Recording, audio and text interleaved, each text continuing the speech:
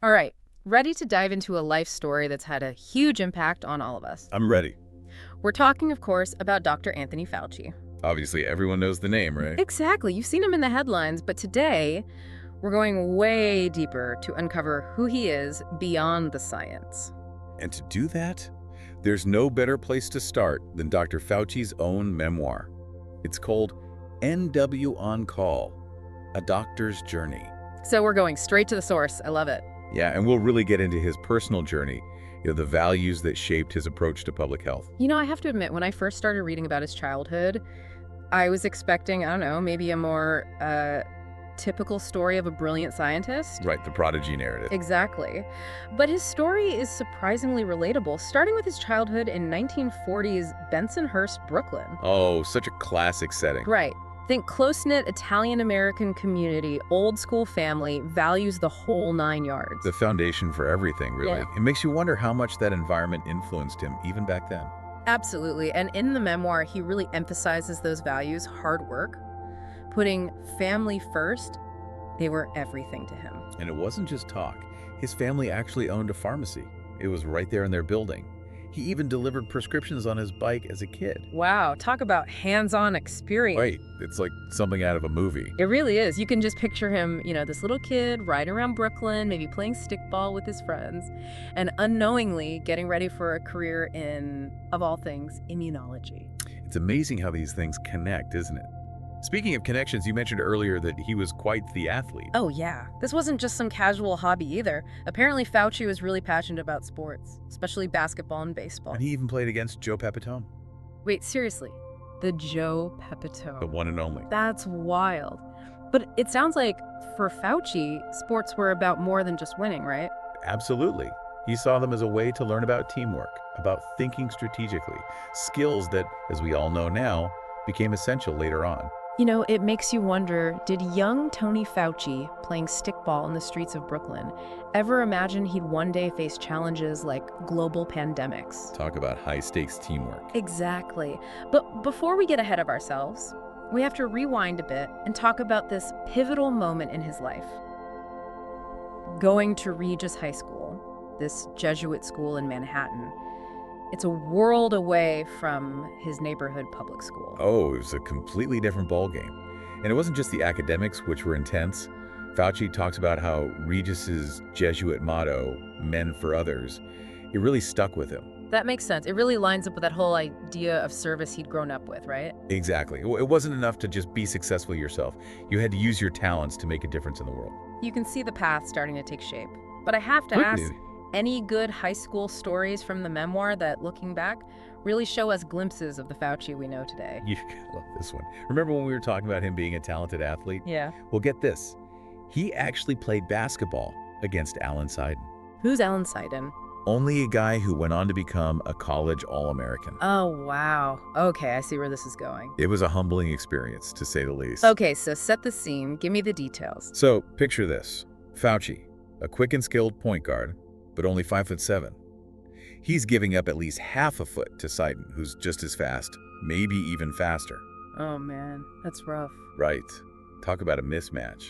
But this wasn't just about a loss in a basketball game, It taught Fauci something really important about recognizing your own limitations. That's a tough lesson, especially for someone as obviously driven as Fauci. But it sounds like he took that experience to heart. He did. He realized early on that you can't be the best at everything, but you can figure out what you're good at, find people who are strong where you're weak, and build a team.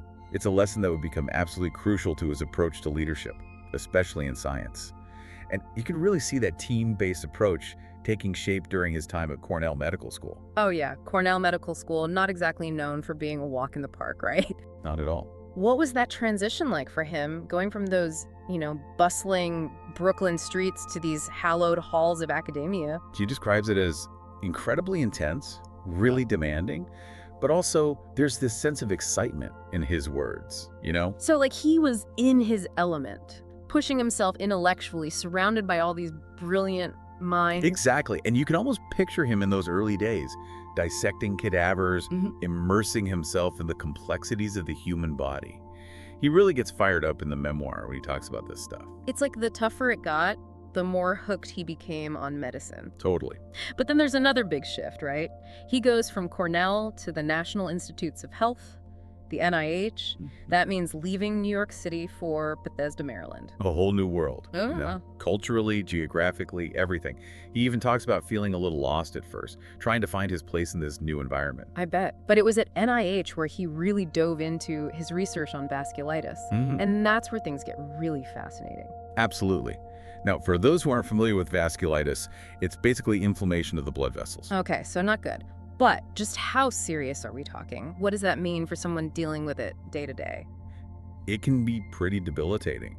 Imagine your blood vessels, the system that carries blood throughout your body, becoming inflamed, constricted. Oh, wow. So it's not just localized to one area. Nope, it can impact any organ. Kidneys, lungs, heart, you name it. And this can lead to a whole cascade of health problems. And Fauci was focusing on a particularly severe form, right? Wegener's granulomatosis. Exactly. And back then, it was considered a death sentence, pretty much. So you're dealing with this disease that's incredibly complex, often fatal, and there's really no known effective treatment. This is where you really see Fauci's dedication, his drive come to the forefront. No doubt. He was relentless. We're talking years of studying patients, countless hours in the lab, all in this pursuit of finding some way to treat this terrible disease. And against the odds, his hard work pays off. It does. He developed a new treatment protocol that achieved a 93% remission rate in his patients. 93%. That's incredible, especially for a disease that was, for all intents and purposes, considered a death sentence. It was a huge breakthrough. Really goes to show you what can happen when you combine brilliance with that level of dedication. For sure. But as we all know, this was just the beginning for Dr. Fauci. And unfortunately, a whole new, even more daunting challenge was emerging: the AIDS epidemic. The one that would define his career. Exactly.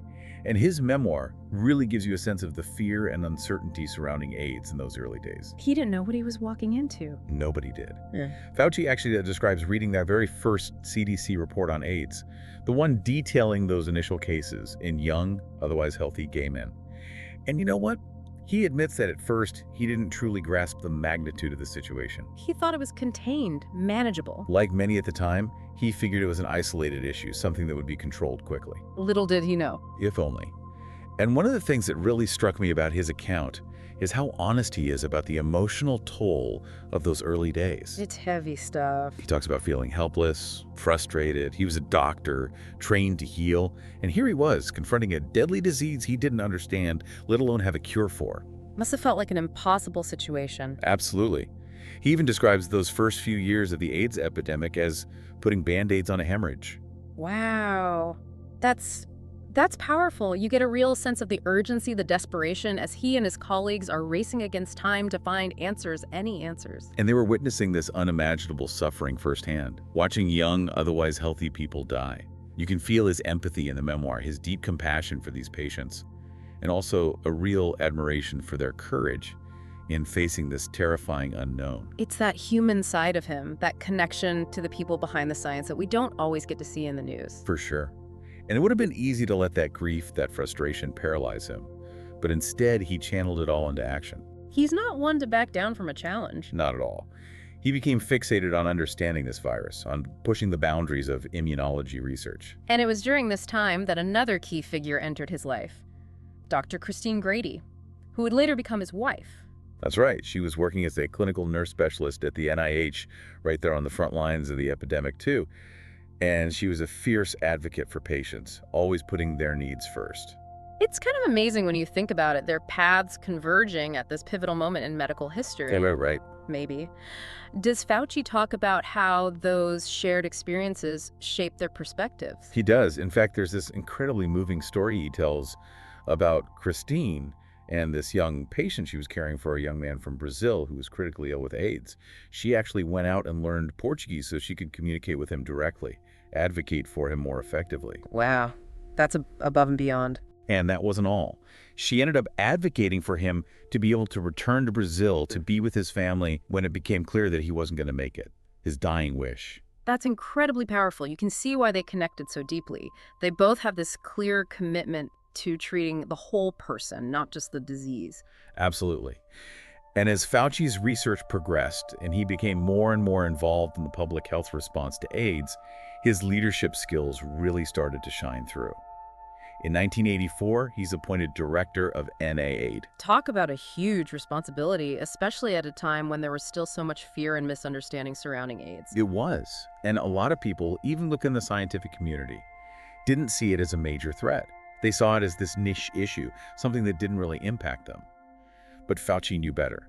He was looking at the data, seeing the human cost of this epidemic firsthand, and he was determined to fight for more funding, more research, to get people to pay attention. And that's classic Fauci, right? He's not afraid to go against the grain, to stand up for what he believes in, even when it's unpopular. But still, to be facing that kind of resistance, especially from those in positions of power, that couldn't have been easy. It took guts to push back against that tide of complacency, especially when it came from those in charge. Absolutely.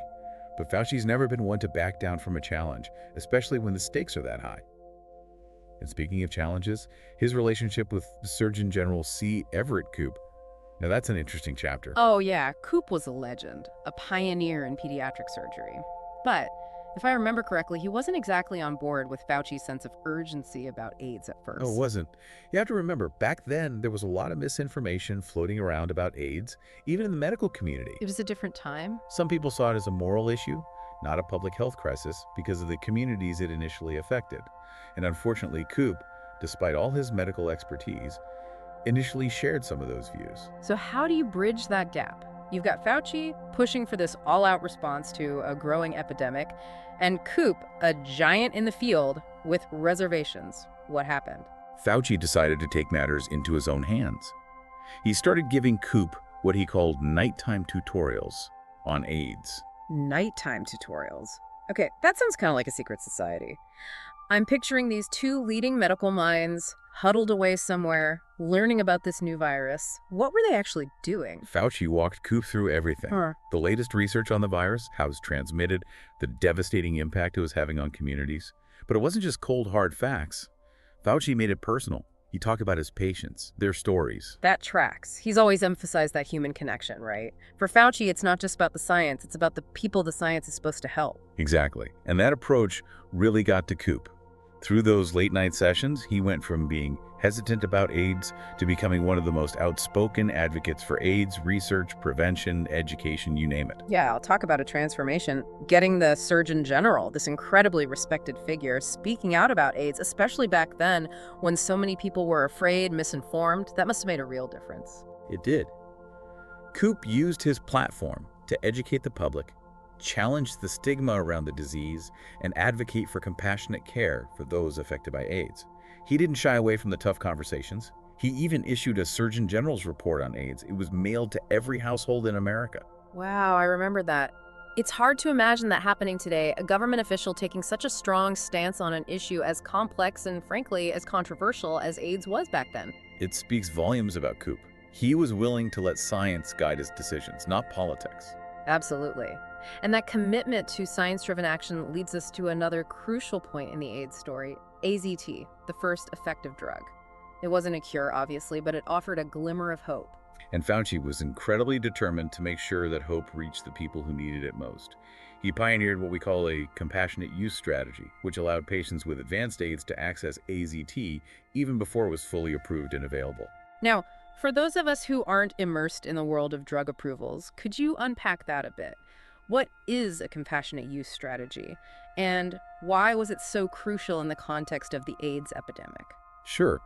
Normally, new drugs have to go through years of rigorous clinical trials before they're approved for widespread use. Which makes sense, right? You have to make sure they're safe and effective. Exactly. But when you're dealing with a life-threatening illness like AIDS, waiting for that full approval process can literally mean the difference between life and death for patients. Time is not on your side. Exactly. So a compassionate use strategy provides this crucial pathway for patients who have no other options. It allows them to access these experimental treatments sooner, even though there are still risks. It's like a bridge between promising research and real-world application, especially when every day counts. Exactly. And Fauci understood that. He knew they were in a race against time. But even with AZT offering some relief, the virus was a moving target. It was. HIV, the virus that causes AIDS, is notorious for its ability to mutate. It's constantly changing, adapting. Which means treatments can quickly become less effective. Right. And that's exactly what happened with AZT. While it showed great promise initially, the virus started to develop resistance, and its effectiveness waned over time. It's like that constant back and forth, scientists trying to stay one step ahead of this ever-evolving virus. Precisely. And it highlights how challenging it is to develop effective treatments for viruses, even today. Absolutely. So what was the next step? If AZT wasn't a long-term solution, where did Fauci and his colleagues go from there? Fauci recognized very early on that they wouldn't beat this virus with a single drug. He began advocating for what's now known as combination therapy. The idea was to hit the virus from multiple angles, using different drugs that target different parts of the virus's life cycle. And that's the standard of care today, right? Hmm. It's amazing to think that he was already pushing for this back then, even when it wasn't the popular approach. Oh, absolutely. It really shows his foresight, his willingness to challenge the status quo to find better solutions. But remember, this wasn't just a scientific challenge. This was playing out against the backdrop of the AIDS activist movement, which was also a major force in shaping the response to the epidemic.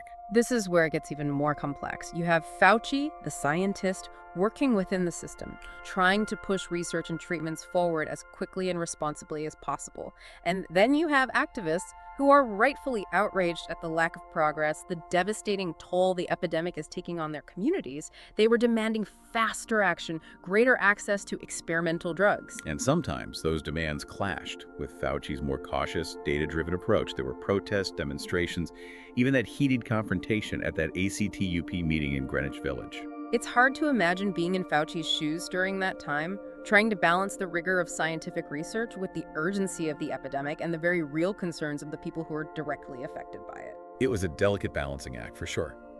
And while there were definitely conflicts, there was also mutual respect. Fauci understood where the activists were coming from, their passion, their fear. He knew they were fighting for their lives and the lives of their loved ones. He never lost sight of the human cost. Exactly. And those interactions, those difficult conversations, ultimately pushed Fauci to become even more outspoken in his advocacy. He started to really use his platform to amplify the voices of those most affected by the epidemic, those who were often marginalized and ignored. It's a side of him that doesn't always come across in the news, that willingness to listen, to learn from criticism, even when it's uncomfortable. And it speaks to his integrity. He was never afraid to admit when he was wrong, to change his mind when presented with new information. And that's something I think we can all learn from. So here we are, nearing the end of our deep dive into Dr. Fauci's life and career, and one thing is clear. This is a man of incredible complexity. He's a brilliant scientist, a compassionate doctor, a skilled leader, and a tireless advocate. But most importantly, it's evident that he's always stayed true to his core values, his commitment to science, public service, and above all, to people. And that's what makes his story so inspiring. It reminds us that while science is constantly evolving, the challenges we face as a society, especially in the realm of public health, are only becoming more complex. We need people like Fauci, with his unwavering integrity, his commitment to transparency, to guide us. Well said. I think that's the perfect note to end on. Dr. Fauci's life and career are a testament to the power of following your values, of leading with both your head and your heart, and never forgetting the people you serve. Until next time, keep asking questions, keep seeking out the truth, and keep diving deep.